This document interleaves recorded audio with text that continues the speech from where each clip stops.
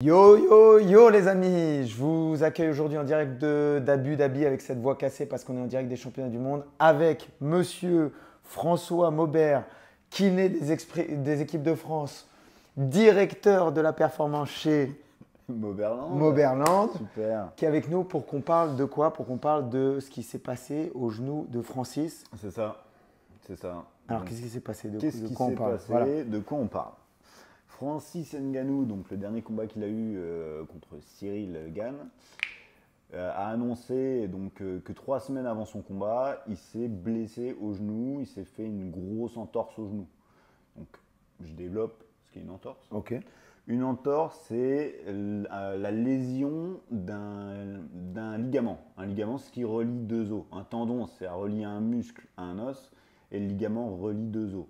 Globalement, le rôle des ligaments, c'est de stabiliser l'articulation et ça a aussi un rôle d'informateur. C'est-à-dire que c'est en lien avec le cerveau, et quand il y a une tension qui est un peu trop forte, comme un fusible, hop, ça stimule la contraction musculaire autour pour protéger l'articulation quand l'articulation va trop loin. Donc c'est et un élastique qui protège l'articulation C'est ça. et aussi un retour d'information pour savoir à quel angle on est, où on est situé, etc. C'est ça. Cette partie-là, beaucoup de gens l'oublient. Ouais. Et même des pros, ils disent ça stabilise, point. Alors qu'en fait, le rôle de stabilisation du ligament est moindre que le muscle, en fait. Ok. C'est moindre. Parce que voilà, quand on voit les contraintes que peuvent subir certaines articulations, c'est pas un petit ligament. Un ligament, ça peut être gros comme ça, et une petite nappe peut supporter notamment le poids de Francis. C'est que musculairement parlant, il y a quelque chose qui compense. Ok. Et donc dans le cas de Francis, qu'est-ce qui s'est passé? Il s'est rompu totalement, donc de grade 3, parce qu'il y a plusieurs grades dans la lésion, dans l'entorse, il y a plusieurs grades. Donc il s'est rompu grade 3 le ligament collatéral interne du genou.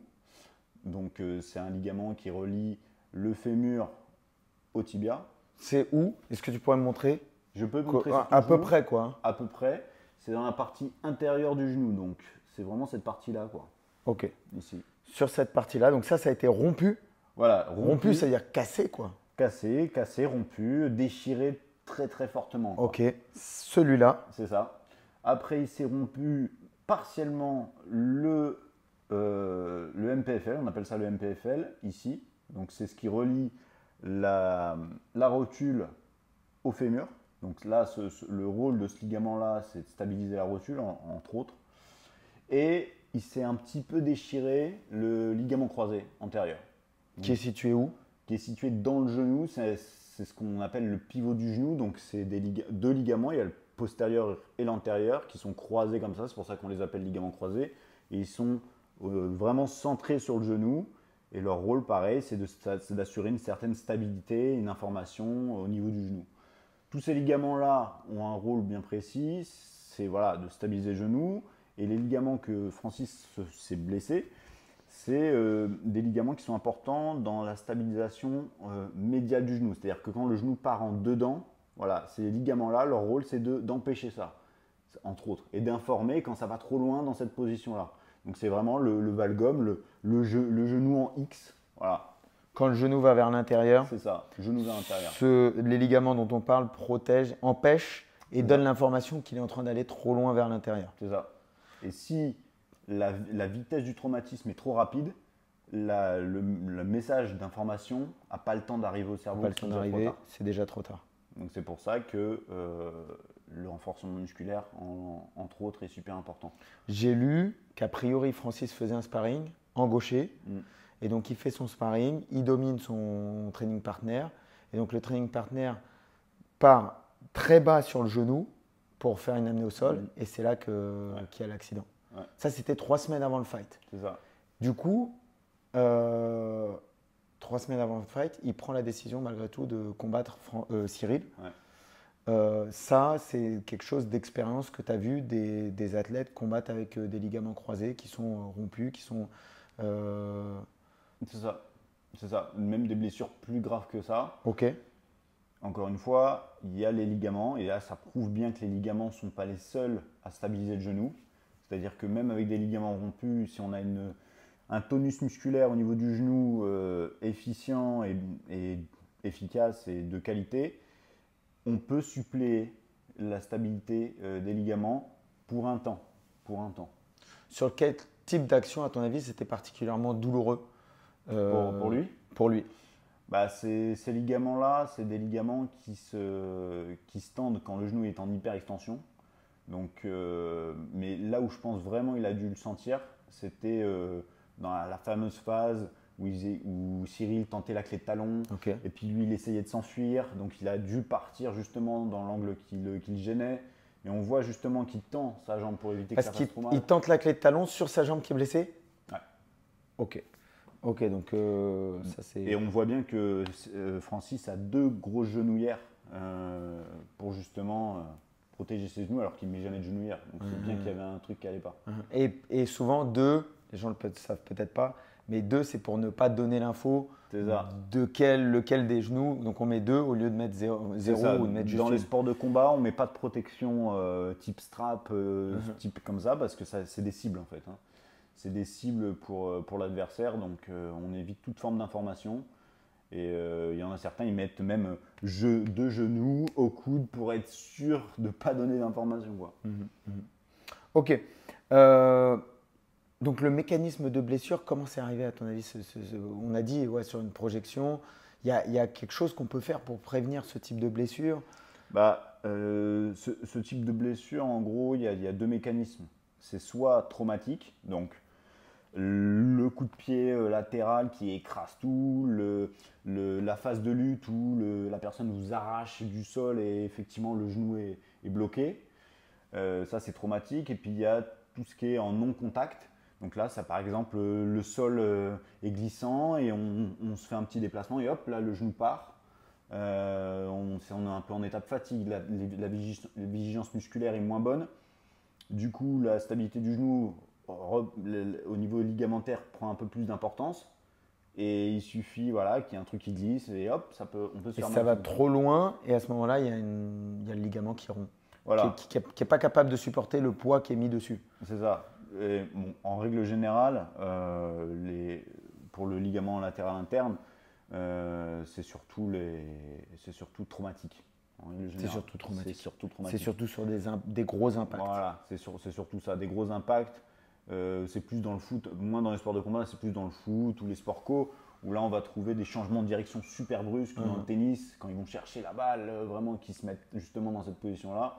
Là, ils peuvent se le rompre, mais c'est rare. En revanche, le ligament croisé, on peut se le rompre vraiment comme ça, sans contact.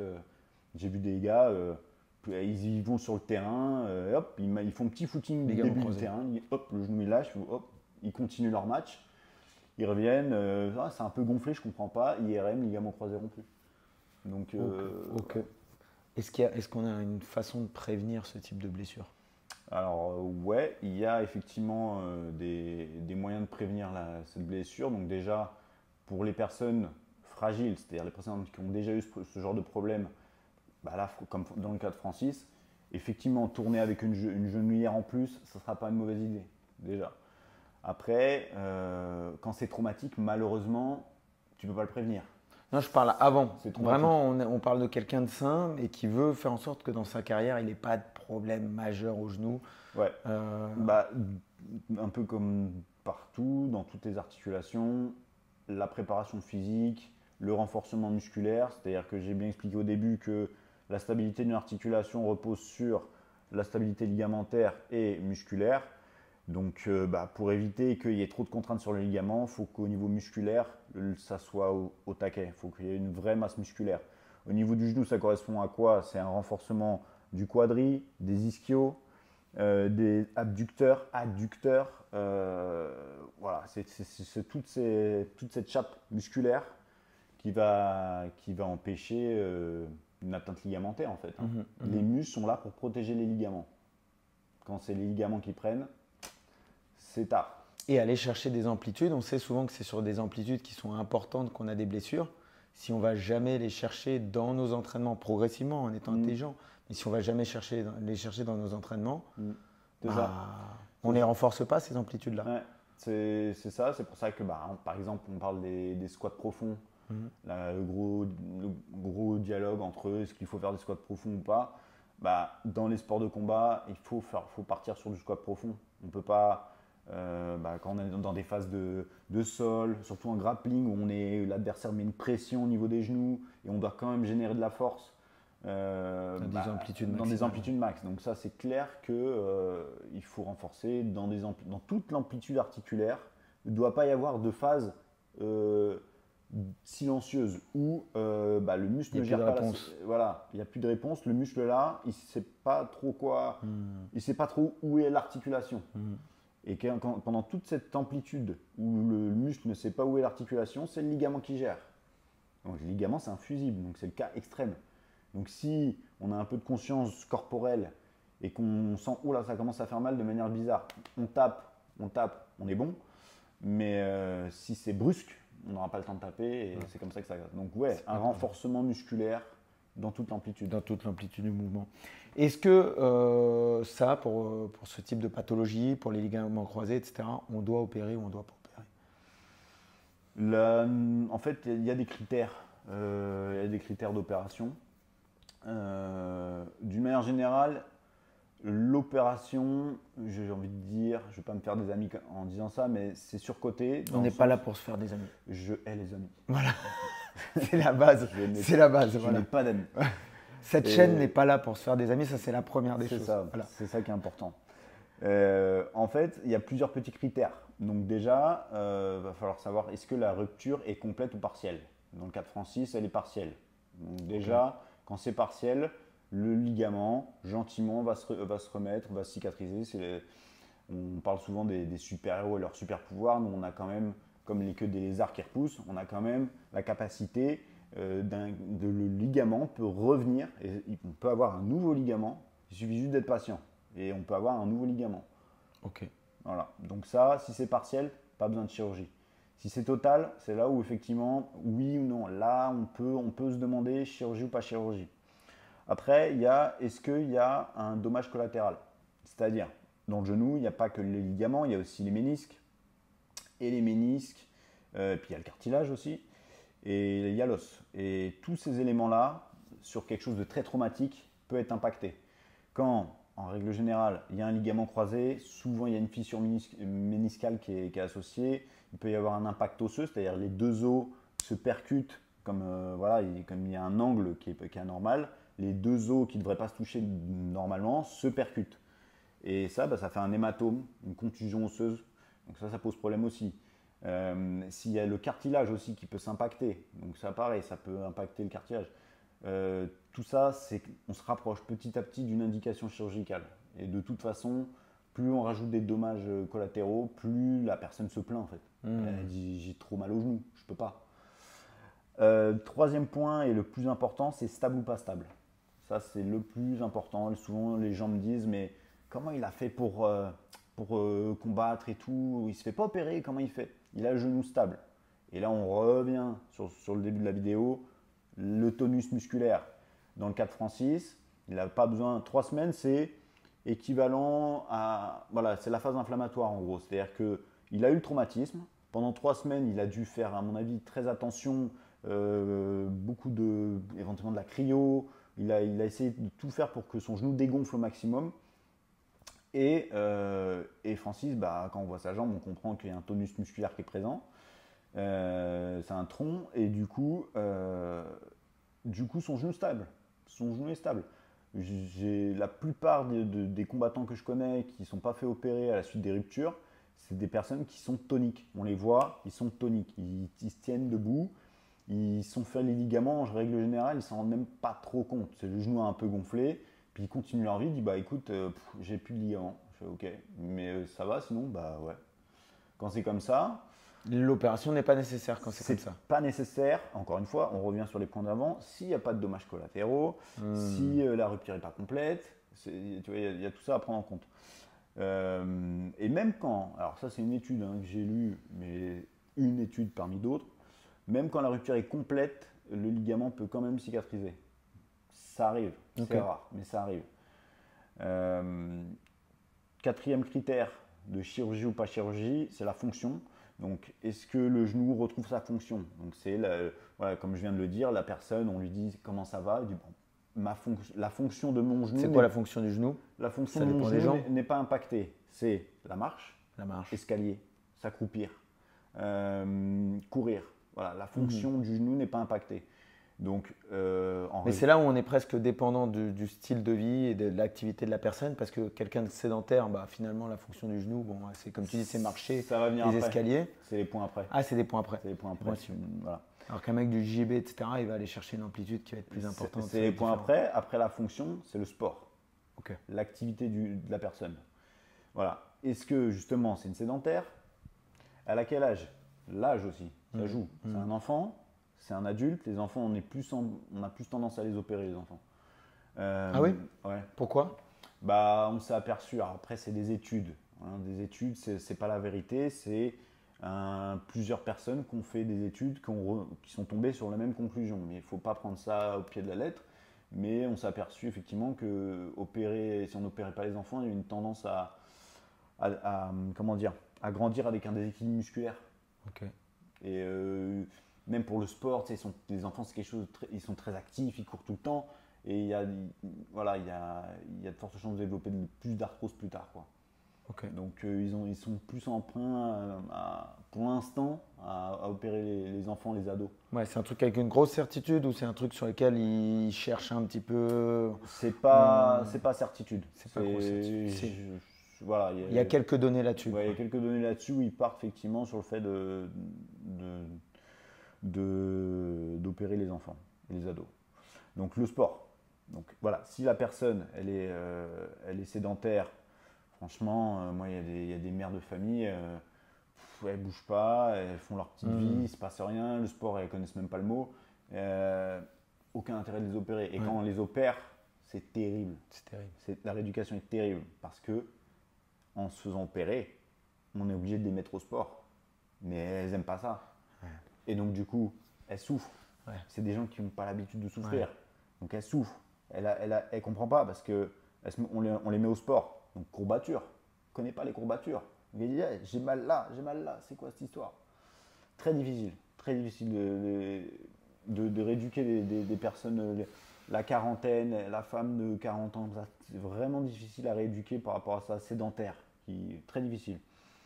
Et en fonction donc du sport, si c'est un sportif de haut niveau, si c'est un sportif amateur, voilà. Le mieux, le patient le plus pratique qui s'oriente vers la chirurgie, le mieux, c'est le sportif amateur. Parce que le sportif amateur, il n'a pas d'échéance. Il peut se permettre de se faire un an de rééducation. C'est pas trop grave. Voilà, il ne vit pas de ça. Sportif pro, comme Francis, etc. Là, il faut vraiment se poser la question. Je crois qu'il a dit qu'il se faisait opérer. C'est tombé aujourd'hui, je crois qu'il a dit ça. Oui, il y a moyen. C'est aux États-Unis, ils opèrent. C'est ce que j'allais dire. Easy. Est-ce qu'il y a aussi des pays avec des cultures de l'opération et des pays avec une culture qui est un petit peu différente? C'est ça. Et en plus, Francis, comme il est très entouré, je crois qu'ils lui ont même pas laissé le choix ils ont dit allez, on opère.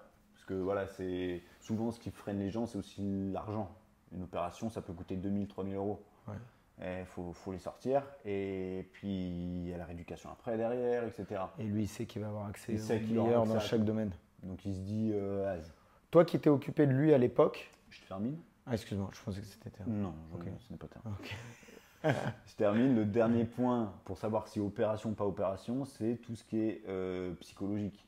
C'est-à-dire que pareil, le sportif qui est en fin de carrière qui dit oh, je ne vais pas continuer la carrière, je me fais opérer et puis voilà. Ou alors la personne qui me dit non, je peux pas me faire opérer. Là, il faut que j'y aille, je peux pas me faire opérer. Voilà, il y a aussi, je le dis souvent, c'est votre genou, c'est pas le genou du chirurgien.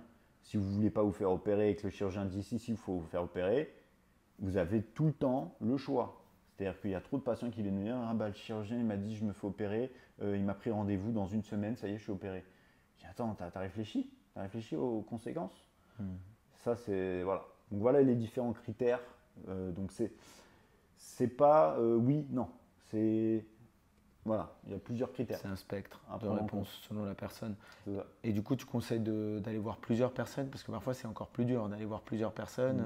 Il y a plusieurs avis. Comment on fait quand on est néophyte? Il faut être maître de son genou et dire voilà, et pas se laisser impressionner par les diplômes, par les médecins ou je sais pas quoi. Toujours 3 avis. Moi je dis 3 avis. Ok. Les 3 avis, si les 3 avis sont positifs sur l'opération, positifs sur la méthode aussi qu'ils vont employer, là effectivement on se dit bon, si dans l'eau il y a un mauvais, parce qu'il y a des mauvais partout, malheureusement, sauf que là on est sur de la chirurgie donc c'est encore plus embêtant. Au moins il y en aura au moins 2 ou au moins un qui sera bon dans l'eau. Et voilà, donc 3 avis toujours. 3 avis. Ok. Moi, la question que j'allais te poser tout à l'heure, c'est toi qui a ausculté Francis, qui a passé du temps avec lui. Est-ce que c'est quelque chose que tu aurais pu prévoir? Est-ce que dans les exercices que tu as pu faire avec lui, dans les massages que tu as pu faire avec lui, les soins, est-ce que c'est quelque chose que tu aurais pu voir, que tu aurais pu observer par rapport à des attitudes, par rapport à des capacités de mouvement, par rapport à un profil tendineux Effectivement, il a des pieds plats assez marqués. Ok. Il a des pieds plats assez marqués. Et ce qui pose problème? En réalité, non. Dans son cas, on va dire que ça développait une tendance au valgum de genou. C'est-à-dire que le genou part dedans. Et sur certains, surtout au début, plus trop maintenant, mais sur certaines phases de boxe, il avait tendance à rentrer le genou tout le temps. Ok. Après, voilà, c'est pas. Là, comme on est sur quelque chose de traumatique, c'est pas. C'est pas forcément faut pas s'attarder là-dessus, en fait. Faut pas s'attarder là-dessus. Et on s'est même aperçu, si je reviens sur le ligament croisé, que avoir les genoux en X après un saut n'est pas forcément prédictif de se faire les ligaments croisés. On sait que la biomécanique humaine, quand on veut sauter haut, on se plie pour se déplier, c'est comme ça. Et on se plie, c'est-à-dire qu'on plie les genoux, on fait une flexion de genoux et on rentre un peu les genoux vers l'intérieur et hop, on va sauter. Donc c'est autorisé, c'est autorisé. C'est juste que, bon, là, ça dépend des profils, toujours pareil.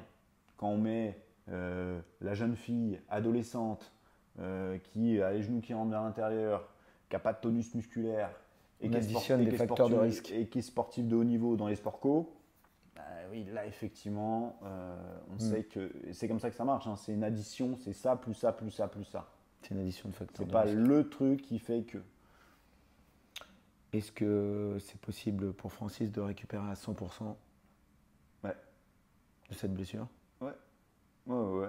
Il récupérera à 100%, sans problème, à la condition d'avoir un bon kiné. Ok. Voilà. Comme Moi. qui? Ok. Non, d'avoir un bon kiné, d'un bon staff, mais je pense que s'il va à l'UFC Institute, a priori, ça devrait être pas mal. Il y a l'infrastructure, il y a tout. Mais voilà, la rééducation, si on ne se fait pas opérer, qu'on se fasse opérer ou pas d'ailleurs, et ça les chirurgiens oublient de le dire, la rééducation des ligaments croisés, c'est long, c'est 12 mois, c'est pas je me fais opérer puis c'est fini. C'est ça, les gens, surtout sur les sportifs, on leur fait miroiter que oui, 6 mois. tu te fais opérer, dans 6 mois c'est bon. Et si au bout de 6 mois, ils viennent me voir et ils me disent mais François, je comprends pas. Il m'a dit 6 mois, regarde, à 6 mois, je suis pas bon là. Je dis ben ouais, mais mec, et ce qu'il a oublié de te dire, c'est que 6 mois, il te reste encore 4 mois pour être bien, quoi. Un ligament croisé, ça met 3 ans à cicatriser. Point barre. Ça met 3 ans à cicatriser. On a en gros 20% de chance de se refaire, parce que c'est pas parce qu'on s'est fait opérer que ça va pas recasser. On a 20% de chance de se refaire le même ligament et 20% de chance environ, ils ne sont pas d'accord sur les pourcentages, de se refaire l'autre l'année qui suit. Et on sait que chaque mois en plus de rééducation, après les 9 mois de rééducation post-opératoire, chaque mois en plus, c'est des chances en moins de se faire des ruptures et de retourner au niveau d'avant. On sait aussi que sur des sportifs pros, ils sont un truc terrible, 60%, je crois, un truc comme ça, 60% à retourner à leur niveau d'avant. Seulement 60%, c'est pas beaucoup. C'est pas beaucoup quand tu vois les progrès qu'on a fait sur la prévention, sur la réathlétisation, sur la prépa physique. Et 60%, il y a vraiment des choses encore à faire là-dessus. De ouf, de ouf. En fait, là où c'est l'élément où ça tâtonne encore, C'est ça. c'est le Return to Sport. RTS, on peut dire RTP, Return to Play, Return to Sport, voilà. C'est quand mon athlète va retourner à l'entraînement, va retourner au sport. Et alors ça, ils ont mis en place une batterie de test, ils ont essayé de mettre en place une batterie de test qui s'appelle le K-Start, avec des hop tests, des tests de saut, des tests de saut, des tests de force, des isocinétiques, etc. Mais même comme ça, c'est pas si simple. Faut prendre, moi en général, je ne m'attarde pas trop sur ces chiffres-là. C'est plus des trucs pour les études. Moi, je me concentre sur le contexte biopsychosocial de la personne. Voilà. Le psycho, est-ce que tu es prêt à continuer ta carrière? Est-ce que tu as la niaque? Oui, ok. Le social, les gens autour de toi, est-ce qu'ils te supportent ou ils te mettent une pression? Parce qu'il y a ça aussi. Tu reviens quand sur le terrain? On t'attend, tu reviens quand? Ça tape sur le système aussi. Ça déprime les gens. Ah, bah ça fait 6 mois que tu es en éducation, tu fais que ça? Bah, c'est quoi ça? Tout ça, ça impacte de ouf. Bio, psycho, social. Bio, c'est le bio, c'est la physiologie. C'est la physiologie, le physique de la personne, et là, c'est vraiment de la rééducation, quoi. Donc c'est tout ça, c'est tous ces facteurs-là. On ne va pas décourager les gens parce que toi comme moi, on a vu plein de gens revenir plus forts aussi de ce type d'opération. Ah ouais, bien sûr. Parce que le mec, il est déterminé, il a passé du temps sur le tatami ou sur le côté du terrain à observer et il a une maturité qui s'est déclenchée pendant ce moment. Et quand il reprend la pratique, finalement, il a tellement travaillé entre-temps que quand il reprend, il se donne à 100% et parfois il fait des meilleurs résultats qu'il avait auparavant. C'est ça. Après, attention, je peux développer là-dessus, c'est-à-dire qu'un combattant de MMA, voilà, on va partir là-dessus. Combattant de MMA, il se fait les croisés. On va dire qu'effectivement, les 3 premiers mois, c'est compliqué, mais à partir du 3e mois, il peut reprendre l'anglaise, par exemple. C'est ça. J'ai envie de dire, dès le moment où il se fait opérer, dans la chambre d'hôpital où il est, il peut déjà faire de la visualisation mentale. Il peut déjà se visualiser, ça a été démontré, redémontré, que la visualisation mentale, c'est-à-dire de se mettre, ben voilà, je ferme les yeux et j'imagine que je suis sur le ring, je suis en train de réviser mes techniques, et on sait qu'au niveau neuronal, les connexions sont idem, c'est les mêmes que si on le faisait en vrai. Donc ça, c'est un truc à pas négliger. Moi, quand ils sont sur la table, c'est pas sur un Kinetech, c'est les machines qui plient le genou, ils sont pas comme ça en train de regarder le vide ou leur portable. Ils ferment les yeux, ils se mettent dans le mood du combat dès le départ. Et voilà, 3 mois, il peut reprendre l'anglaise. Après, c'est tout ce qui est grappling, ça va revenir vers 5 mois, parce que environ, hein, ça dépend des personnes. Là, je donne des délais un petit peu larges, mais ça dépend des personnes. Mais pour le grappling, il faut de la flexion basse complète. Et pour avoir l'amplitude basse complète, ça dépend des personnes, mais ça peut prendre un peu plus de temps. Donc une fois qu'il a l'anglaise, après il a la lutte, il a le grappling, effectivement, là il peut commencer à faire un MMA un peu plus développé et puis terminer avec la lutte, quoi. Très bien. Le mot de la fin, François? Le mot de la fin. Et déjà, où est-ce qu'on peut te trouver si on veut avoir plein d'infos comme ça? Peut-être que si on veut te consulter. Ouais. Parce qu'on a bien aimé ton intervention et puis on veut venir se faire consulter par François. On veut venir dans le lieu mythique, Mauberland. La Mauberland. Vous pouvez me contacter sur Instagram. Je suis sur Doctolib. Donc rien de plus classique, à François Maubert. Et puis voilà, après le mot de la fin, les ligaments croisés, c'est pas la fin d'une carrière. C'est plus le début de quelque chose. C'est le début d'un changement. Il ne faut pas prendre ça comme un arrêt. Comme tu disais, il y a des combattants qui sont venus me voir, ils étaient au fond du trou, mais ils sont revenus non seulement plus forts et surtout sensibilisés à leur corps, à la préparation physique. Parce que forcément, hein, quand je rééduque les personnes, quand les kinés, hein, je parle de moi, mais c'est les kinés, rééduquent les personnes, petit à petit, on va vers la préparation physique pour retourner sur le terrain. Et là, il commence à ressentir les vrais bénéfices. Il dit waouh, je suis tellement plus puissant. Parce que vous, derrière votre caméra, derrière votre ordinateur, votre écran, le leg day, le jour des jambes, celui que personne aime. Skip day. Celui-là, il est super important pour la prévention des douleurs de genoux. On ne peut pas, au moins une fois par semaine, il faut activer les jambes. Là, je parle vraiment aux sportifs. Il faut activer les jambes au moins une fois par semaine en musculation pure, renforcer vraiment en chaîne ou en polyarticulaire avec des deadlifts, des squats, etc. En isolation aussi. Voilà. Voilà le mot de la fin. Très bien. N'oubliez pas vos jambes. Voilà, n'oubliez pas vos jambes et dans le programme Transformation, on les bosse 3 fois par semaine, c'est-à-dire on les bosse à chaque séance d'une façon ou d'une autre. C'est pas vrai. Voilà, la chaîne, les membres inf sont travaillés à chaque fois. Voilà, comme ça on est fort, on est costaud, on est beau.